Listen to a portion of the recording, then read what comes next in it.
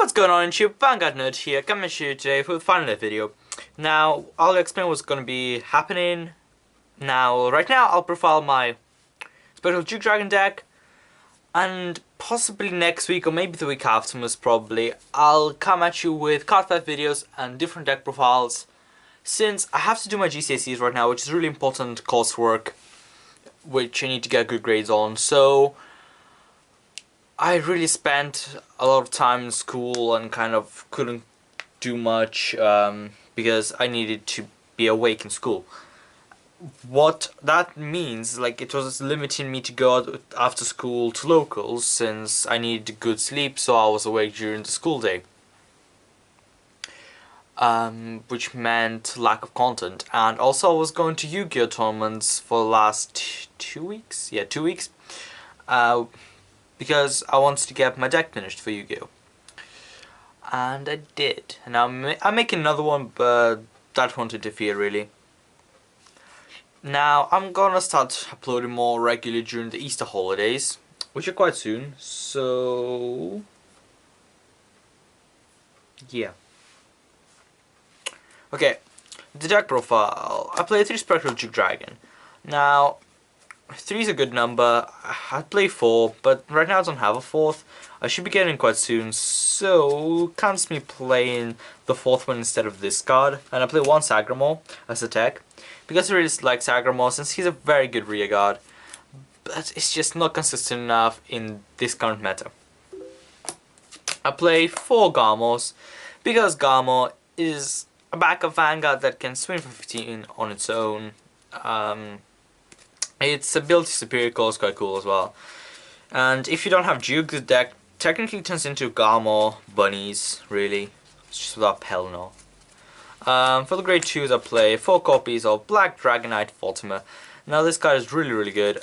It's the right chain piece, which you must always have for your grade 2 ride. Since it makes Duke 11k, it gets Scout of Darkness's skill off, it gets its own skill off when Duke rides on it, so it's basically the main part. 1, 2, 3, 4. 4 low pay shooters, because this deck top decks a lot, and I guess wasting 1 card from hand, not too bad as long as it's like a 5k or a grade 3. And also you don't get him that often anyway, so it's more about backup Garmor bunny thing. Triple Vivian, because I want to play 4 since it's kind of blast card. And you want it to be for your main Vanguards, but she's not going to hit that much anyway, so 3 is okay. Big damage sponge.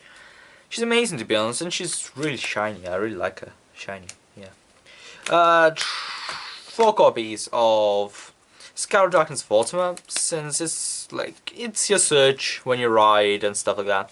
So, well, 4. I play the Duke Ride chain, so I have to play 4 really. 4 copies of Hail Shield Mark. Now the reason I play 4 is because there's so many things that like can overpower you if you can't guard, such as Majesty Lord Blast, Phantom Blast Overlord, Dragonic Overlord the End, Blonde Dazzle. I'm thinking of other examples now. Dragonic Eyes of Vermilion really doesn't like help to have perfect guard against, but cards that gain like a free crit, stuff like that, yeah. But those are the mains really I can think of. Oh, Stone Blaukluger, that's another one that's really annoying. Amber Dragons, because if they hit, they can try to be a rear guards, and that's Duke's job. I've played 4 Drains because I used to play 3, and then I found it inconsistent because I got her dead more than I actually used to draw power. So I decided to bump it up, since it doesn't matter too much. I guess if you like, guys, I like this more, but if you feel like it, you can bump this up to 4 and make Dindrain a 3. But again, as I said, consistency, I prefer Dindrain. And I've played this deck for quite a while now, so I know what I'm talking about when it comes to Duke. Stan Vanguard. Black Dragon Whelp Fatima. Can't say anything else about that. 4 copies of heal triggers because staple trigger. Can you see it all right? Yeah, okay. 4 copies of heal triggers because it's a good card.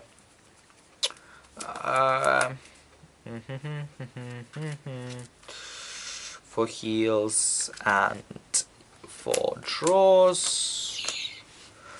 I prefer 5k vanilla draws instead of Falcon Knight of the Azure because that card is a 4k and that's awful, because if you're facing an 11k Vanguard, which there are lots of now, like even cross rides, if they don't cross rides, it's an 11k Vanguard, and Duke is essentially an 11k Vanguard as well if you get through Black Dragon Knight in the Intersol. So this is much better than Azure since it makes them go for 10. I play 4 copies of Silent Punisher and 4 copies of Lemmy Victory. These are the only criticals available to the English format right now, which is I guess sad, but it gets the job done. I'll replace the Flame Victories with the card in set 9 that are the critical in set 9, because this is a 4k again, even though it can give the 3k, but I'd rather have 5ks all along since it gets consistency things. No, this deck is pretty good. It can keep up with the meta, really. It's really about how you draw and how you top deck. But that's practically the whole Vanguard, really. I mean, there's not much skill to Vanguard. There is, I mean, there's experience in Vanguard, and then there is the deck kind of skill. Now, Gold Paladins don't require much of a skill. They top deck and just you use their effects whenever you can. Except Ezel, you need to get the timing right with Ezel. But with the Duke, you just keep using it anyway.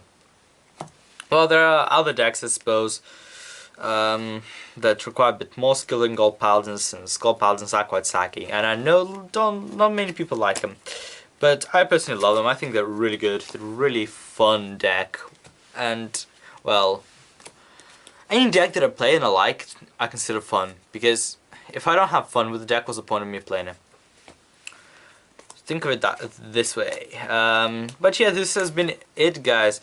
The next video I'll do will be a giveaway. And yeah, stay tuned for that. Thanks for watching. Vanguard Nerds signing out.